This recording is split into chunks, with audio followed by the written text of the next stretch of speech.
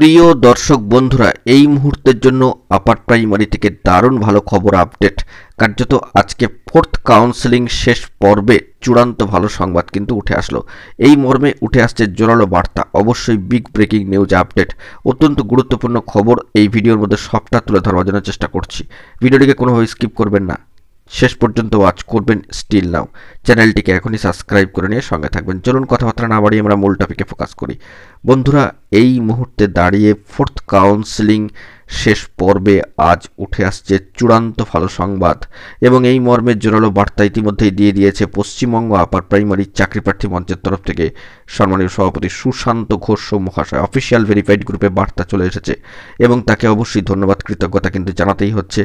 অবশ্যই ইন অ্যাডভান্সলি তিনি তথ্য প্রোভাইড করে দিয়েছেন, তো অবশ্যই ধন্যবাদ কৃতজ্ঞতা জ্ঞাপন করে এই মর্মে বার্তা তুলে ধরতেই হচ্ছে যে আজকে কিন্তু 6 মার্চ 2025 আজকে কাউন্সেলিং পর্বে, ফোর্থ কাউন্সেলিং পর্বে সব মিলিয়ে কার্যত 261 জন, 261 জনের মধ্যে অনুপস্থিত প্রত্যাখ্যানের নিরিখ যে পরিসংখ্যান উঠে এসেছে সেটি হচ্ছে 73 জনের। কার্যত এই পার্সেন্টেজ বা শতাংশের নিরিখে সেটি হচ্ছে 27.96%।